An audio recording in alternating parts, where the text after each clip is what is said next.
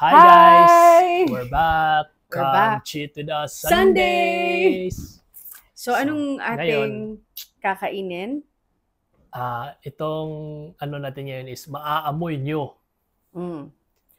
Mukbang na maaamoy nyo. A mukbang that you can smell. Yes. You can see, but you can also definitely smell.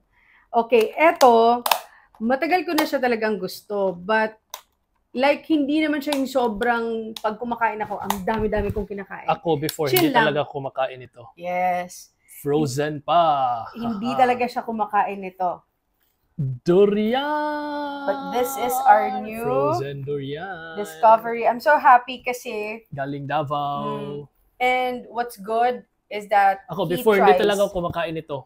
Oo. Ngayon, Trinay niya talagang kumain. Di ba nung nagdala tayo, nagdala kasi kami ng durian sa Manila because ang nagustuhan ko lang is yung puyat. puyat na kain. But for sure, there are a lot of durians na klase ng durian. Okay? Let's pray. Let's pray.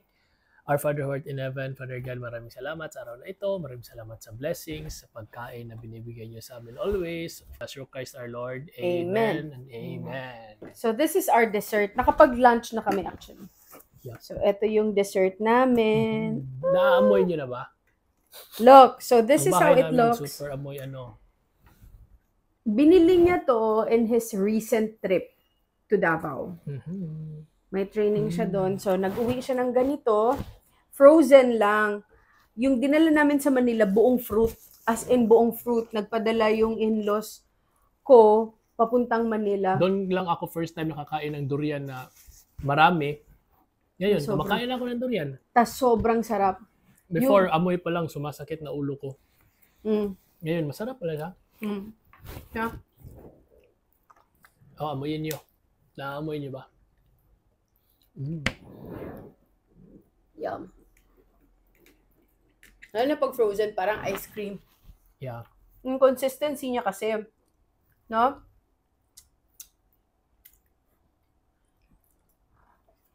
Masarap. Ito masarap. Ito.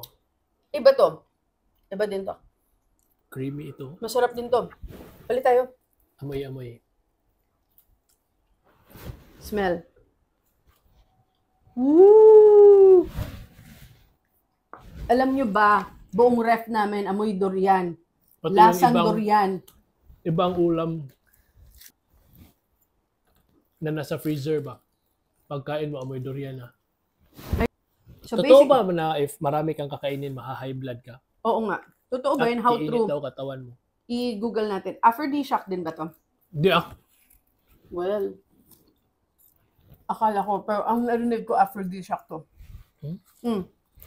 Aphrodisiac, ma-high blood ka nga.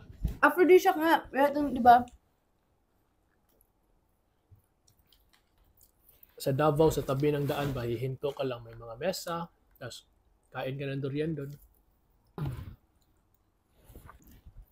Word pungent. Hindi ko alam kung pungent. Nung nasa Davao ako, dinala kami ng isang workmate na taga Davao. Pagdating namin doon, parang sabi niya, bigyan niyo sila ng masarap kasi taga Cebu sila, ganyan. So sabi ko din na, ate, bigyan mo kami ng masarap, kaya dalhin ko sa Cebu. Pagpatikim niya, sir, ito yung masarap na variant, blah, blah, blah. Pagtingin ko, ang pait. Sabi niya, yan talaga ang masarap, sir. Okay. Sabi ko, ate, sobrang pait talaga siya. Baka hindi lang kayo hiyang. Sanay, oo. Pero ayoko talaga, mapait. Ako, okay, so the word for, I think the closest word to describe. If hindi ako nagkakamali, yun na variant? D101. Sabi ko, puyat na lang, kay puyat yung nakasanayan ko. Okay, ako na. So, I think ang best word to describe a durian is pungent. Ang pungent is having a sharply strong taste or smell. Yung iba, they don't like it. Yung amoy. Pero para sa akin, ang bango niya. No? Ikaw? Hindi. It's okay. Sarap. Oh, sabay pa tayo. Mas masarap pa din yung dala ni Tuno. No, yung Galing asawa Bukidnon. ng mother-in-law ko, si Mami Fiscal. Galing Bukidnon yun. Oo, Super yung sarap. tanim talaga nila sa backyard nila. Yun yung binigay, As in, pinadala pag sa amin. ganun mo, super creamy, tas super tamis, walang pait. At saka hindi ganun ka malakas yung amoy. No? Sarap May talaga amoy, yun. pero yung amoy niya, Lakas ko na kumain ng durian ngayon. and natuto din kami paano mag-crack ng durian. Before How- yung auntie ko kakain ng durian sa bahay, sasakit ulo ko. Mm-mm. Ako din, dumating ako sa ganyan, hindi talaga din ako kumakain ng durian. Si mama lang kumakain ng durian. Eventually, I learned. Pero ngayon, amoyin nyo. Sarap. May iba bang lasa? May ano nito? Laman. Dalawa lang. Hindi Mga 4 siguro. Magkano isang durian sa Davao? May mga ano kasi doon, yung parang commercialized, merong sa tabi-tabi lang. How Ano? much? Naalala mo? Ang puyat is 60 per kilo yata. 50 per kilo ba So, yun? sa isang... Tapos yung mahal, yung ano nga, D101 ba yun? If I don't know, yun ba yun? Nakalimutan ko. Mas, yun yung mahal kay yun yung yung masarap, yung super pait. Okay, so let's go down to my question. How much nga yung isang buo? Inabot Depende. sa'yo? Inabot sa'yo, like... Kasi 4 binili mo. Yung isa lang, naalala mo ba? Like, sample. Basta, per kilo kasi siya eh. Depende So, sa how much laki is ng your durian. total? How much is your total? Nabayaran ko that time around 600, 700 plus yung isang styro. Mura. Super No? mura, super mura. Mura. 4 na ganito na yun. Sabi mo 5. Nagkasya sa styro. 4 lang. Kasi yung pinadala mo ko ng buto, ay yun, shell. Oo, yung shell. Na nabulok na lahat-lahat. Kung walang shell, 5. Tapos around 5 to 6 kilos lang siya. So pwede pang check-in talaga. So kaya bumili pa ako ng suha. Okay. Pomelo. So FYI, for all those who are thinking of bringing durian or any kind of fruit, pwede Yeah. naman kayong mag-check-in sa aeroplano. Isi lang ng maayos. Isilang na maayos. Doesn't matter kung naka-styrofoam or naka-box, no? Pwede either. Kasi noon sa Manila, naka-box yun eh. Pwede. Basta check-in and seal lang na maayos. Mas maganda siguro kung pabalatan mo na yung durian para hindi added weight. Yes. Ipaganito mo na. Actually, Cheers. cheers.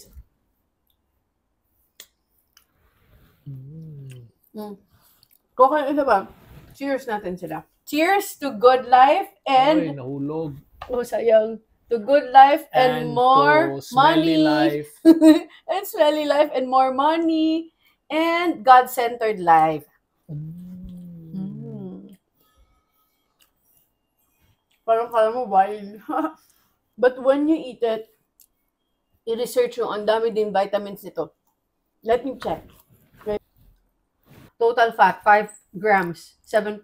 Cholesterol, 0%.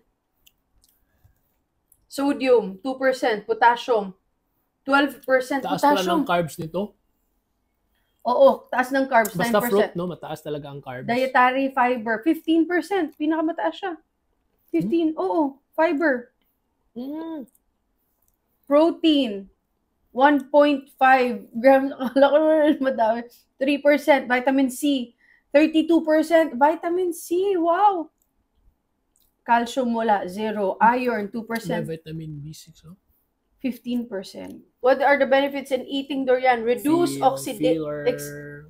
Okay, nakaka-help siya ma-reduce ang stress on organs of the body. I think ang Oxidative. nakaka-stress lang, nakakawala to ng stress ng organs, bro, nakaka-stress to ng kapitbahay.